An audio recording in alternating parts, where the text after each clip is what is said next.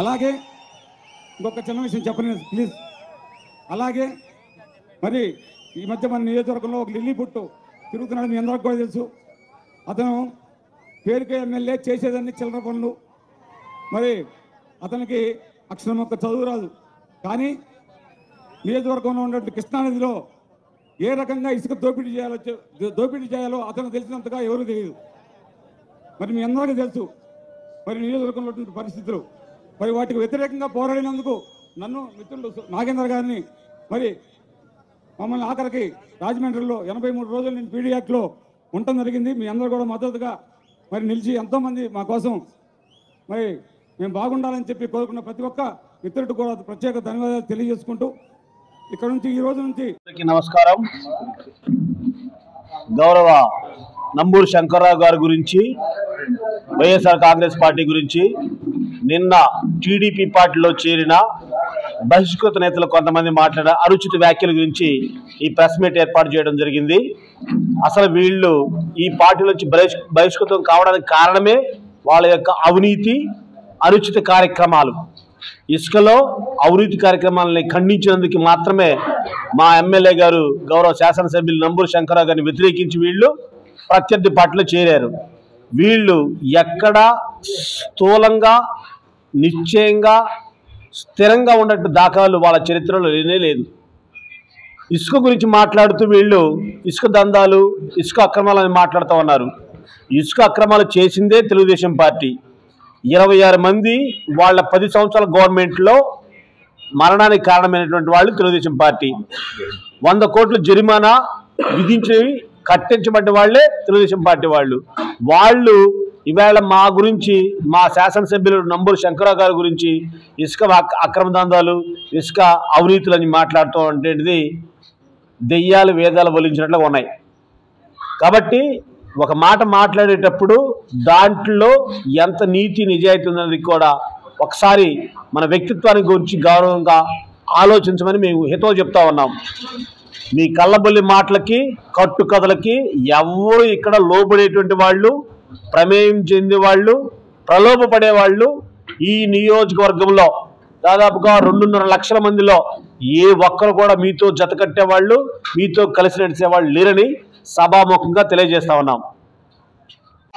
నీ వల్ల ఏమైంది చెప్పు. ఎవరిని గెలిపించావు? నువ్వు అందరినీ మోసం చేశావు. నువ్వు మోసం చేయని వ్యక్తి ఎవరు? శ్రీధర్ గారినే మోసం చేసి వచ్చావు. ఆ తర్వాత వైఎస్ఆర్ సిపిలోకి వచ్చి మా 3 నాయకుల్ని మోసం చేశావు. బ్రహ్మనాయుడు గారిని మోసం చేశావు, శంకర్రావు గారిని మోసం చేశావు. కాకపోతే మనోహర్ నాయుడు గారు నిన్ను రానివ్వలేదు. అది గుర్తుపెట్టుకో. సాయి గారి వల్ల ఏదీ లేదు. మన శంకర్రావు గారిని ఆపటం నీ తరం కాదు కదా, నీ అబ్బ తరం కూడా కాదు అని చెప్పేసి తెలియజేసుకుంటున్నాను. అక్కడ ఆ సమావేశంలో పక్కనున్న శ్రీధర్ని ఒక్క వ్యక్తి కానీ, నారా చంద్రబాబు నాయుడు కానీ, రాష్ట్ర పార్టీ అధ్యక్షులు ఎర్రనాయుడు గారు, అచ్చెన్నాయుడు గారు కానీ, అలాగనే శ్రీధర్ గారి క్యాండిడేటు అతన్ని మీరు బలపరచండి అని కానీ ఒక్కళ్ళు అనలా. వీళ్ళు పోయిన కారణమే అక్కడ స్విచ్ పెట్టి శ్రీధర్ టికెట్ లేకుండా చేయడానికి తెలుగుదేశంలో ముసలం బయలుదేరింది. దానికి నిదర్శనంగా నిన్న కోసూరులో కొంతమంది టీడీపీ నాయకులు మీటింగ్ పెట్టి ఇందు చేసుకొని దొంగలు వస్తున్నారు, జాగ్రత్త, మన పార్టీని మనం కాపాడుకుందాం అనే మాట అనడం జరిగింది. అదే ప్రకారం నిన్న గౌరవ శాసనసభ్యులు నంబూరు శంకర్రావు మీద కొంతమంది అవాకులు సవాకులు, నిన్నటిదాకా పార్టీలో ఎన్ని అక్రమాలు, ఎన్ని అవినీతి పాల్పడినటువంటి వ్యక్తులు ఇవాళ బయటికి పోయి శంకర్రావు గారిని అంటాం ఎంతవరకు సంబంధించి ఒకసారి ఆలోచించుకోండి. శంకర్రావు గారు ఆయన అసమర్థుడు, ఏం తెలియదు, అనామకుడు అన్నారు. ఆయన అసమర్థుడు అన్న వాళ్ళ కుటుంబం మొదటి నుంచి కూడా, ఎప్పటి నుంచి కూడా పార్టీలో మొదటి నుంచి రాజకీయాల్లో ఉండి వాళ్ళ తాతలు ముత్తాసగాంచి పదవులు అనుభవించిన వాళ్ళు. ఇవాళ శంకర్రావు గారు లిల్లీ పుట్టు అంటే మీరు అంతకన్నా పందికొక్కులు, బురదలో పడ్డ పందులు లాంటి వాళ్ళు, ముళ్ళపంది. మీరు అతను శాసి అనే అంత అర్హత మీకు లేదు. ఇవాళ రండి ఛాలెంజ్. శ్రీధర్ టికెట్ లేదు, మీరే తెలిసి మీరే తిరుగుతున్నారు. ఇవాళ రోజున చంద్రబాబుని తెస్తారా, లోకేష్ని తెస్తారా, అచ్చెన్నాయుడిని తెస్తారా? రండి, తీసుకురండి. పెదకూరపాడు కాన్స్టిట్యున్సీలో వైసీపీ జెండా ఎగరైపోతే మేము ఆత్మహత్య చేసుకుంటామని చెప్పి సభాముఖంగా ఛాలెంజ్ చేస్తున్నాం.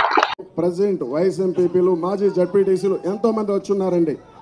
వైసీపీ నుంచి రావడానికి ఇంకా రానున్న కాలంలో ఎంతోమంది మీ ఆధ్వర్యంలో పనిచేయడానికి ఎంతో ఉత్సాహంగా పోరాడుతూ ఉన్నారండి. ఒకటే, వైసీపీ గవర్నమెంట్ 2019లో ఒక్క ఛాన్స్ అని వచ్చింది. దాంట్లో మేమందరం కూడా తప్పు చేస్తున్నాం. ఖచ్చితంగా తప్పు చేస్తున్నాం.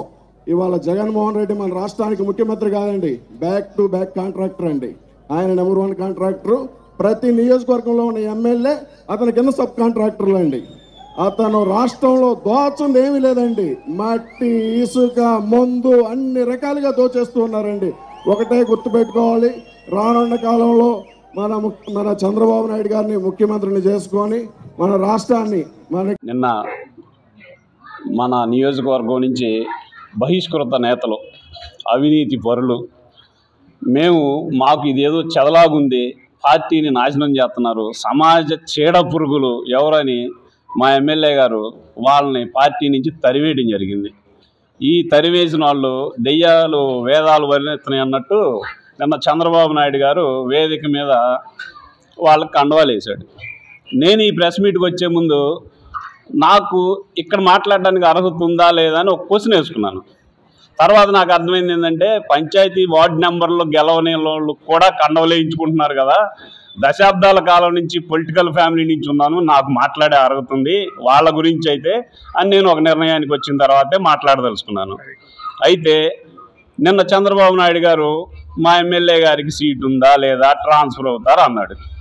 నీ వేదిక మీద ఉన్న మా పెద్దకూరపాడు కాన్స్టిట్యున్సీ కన్వీనరు, మీ టీడీపీ పార్టీ వ్యక్తికి సీట్ ఉందో లేదో చెప్పలేని పరిస్థితి చంద్రబాబు నాయుడు గారు మీది. పక్కన పెట్టుకొని ఆ పక్క వ్యక్తి సమక్షంలో పార్టీలో చేరారు అనలేని పరిస్థితి మీది చంద్రబాబు నాయుడు గారు.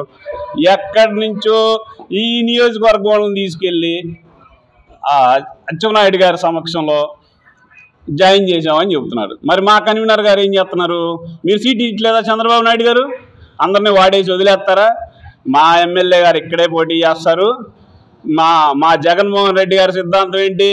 మాట తప్పం, మడమ తెప్పం. ఈ మా శంకర్రావు గారి నినాదం కూడా అదే.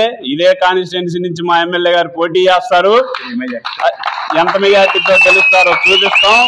మీకు ఇంకా ఏమైనా డౌట్ గా ఉంటే మీ అబ్బాయి లోకేష్ బాబు గారిని పంపించండి, లేదా మీరు రండి, సవాళ్ళకి రెడీ, మేము సిద్ధంగా ఉన్నాం. చంద్రబాబు నాయుడు సభ వెన్నుపోటు ముఠా దారులు మొత్తం కలిసి అక్కడ ఒక జాయినింగ్ ఒక ఫామ్గా చేరడం జరిగింది. ఎందుకంటే వెన్నుపోటు ఎందుకు అంటున్నామంటే, ఎన్టీ రామారావు గారిని వెన్నుపోటు పొడిచి పార్టీ లేకుండా చంద్రబాబు నాయుడు గారు, అదేవిధంగా గౌరవ శాసనసభ్యుల్ని నంబూరు శంకర్రావు గారిని వెన్నుపోటు పొడిచి మోసం చేసి ఇవాళ ఏదో శంకర్రావు గారు ఏదో మాకు అన్యాయం చేశాడని నియోజకవర్గంలోని చాలామంది కళ్ళబులి కబుర్లు మాటలు చెప్పి ఇవాళ ప్రగల్భాలు పలుకుతున్నారు. అక్కడ కనీసం చంద్రబాబు నాయుడు సమక్షంలో నియోజకవర్గంలో ఒక ఎంపీటీసీలు కానీ, జడ్పీటీసీలు కానీ, మండలాధ్యక్షులు కానీ, వార్డు మెంబర్లు కానీ ఎవరైనా అక్కడ ఉన్నారా అంటే ఎవరూ లేరు. ఓన్లీ టీడీపీ కోవర్ట్లు, టీడీపీ మనుషులు తప్ప వేరే వాళ్ళైతే ఎవరూ లేరు.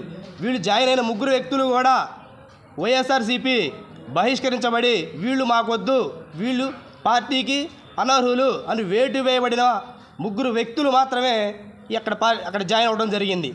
మరొక విషయం చెప్పాలంటే ఇసుక గురించి మాట్లాడుతున్నారు. మరి ఇసుక అనేది తవ్వాలి అంటే ఇసుక తప్ప చంద్రబాబు నాయుడు గారు మరి మిగతా కులాలకి ఏ ఒక్కరికి కూడా కండవేసే దాఖలు లేదు ఆడ. మరి మన ఎమ్మెల్యే గారి మీద మాట్లాడుతున్నారు ఇసుక దోపిడీ జరుగుతుందని. ఇసుక దోపిడీ చేసింది ఎవరు? వాళ్ళు చేశారు, తెలుగుదేశం ప్రభుత్వంలో. ఎన్జిటి వాళ్ళు 100 కోట్లు ఫైన్ వేసింది ఎవరికి? వాళ్ళకేశారు. అది ఒక్కసారి ఆలోచించుకోవాలి. మరి భవిష్యత్తులో 2024లో నంబూరు శంకర్రావు మీద పోటీ చేయడానికి లోకేష్ కానీ, చంద్రబాబు నాయుడు కానీ వాళ్ళు ఎవరైనా రావచ్చు. దమ్మున్న నాయకుడు ఎవరైనా వచ్చి ఇక్కడ పోటీ చేసి రమ్మనండి. ఎమ్మెల్యే నంబూరు శంకర్రావు గారిని అత్యధిక మెజార్టీతో ఈ నియోజకవర్గంలో గెలిపించుకుంటామని ఈ సభాముఖంగా తెలియజేసుకుంటాం. నమస్కారం. ఈరోజు ఈ మీడియా ముందుకు రావడానికి కారణం, కంచేటి సాయిబాబు అతని దొంగ రాజకీయాలు, అతని దొంగ పనులు, హత్యా రాజకీయాలు దాంతో ముడిపడి ఉంది. ఆయన మొదటి 89లో తెలుగుదేశం పార్టీలో చేరి గత కొంతకాలం అక్కడ పనిచేసి అక్కడి నుంచి బహిష్కరిస్తే మన వైఎస్ఆర్ కాంగ్రెస్ పార్టీలో చేరటం అయింది. వైఎస్ఆర్ కాంగ్రెస్ పార్టీలో చేరినాక మరి బ్రహ్మనాయుడు గారు ఈ నియోజకవర్గం ఇన్ఛార్జిగా చేస్తున్నప్పుడు మరి జగన్మోహన్ రెడ్డి గారు నిరాహార దీక్ష కార్యక్రమంలో గుంటూరులో పెట్టగా మరి ఇతని దగ్గర ఉన్న డబ్బులు అతనికి ఇస్తే 1,00,000 రూపాయలు నా జేబులు కొట్టారన్నా అని చెప్పాడు. జేబులు కొట్టింది ఎవరో కాదు, కంచెటి సాయిబాబే. దానికి అంతేకాకుండా మరి కంచెటి సాయిబాబు దళితుల మీద ఎలాంటి ప్రేమ లేదు.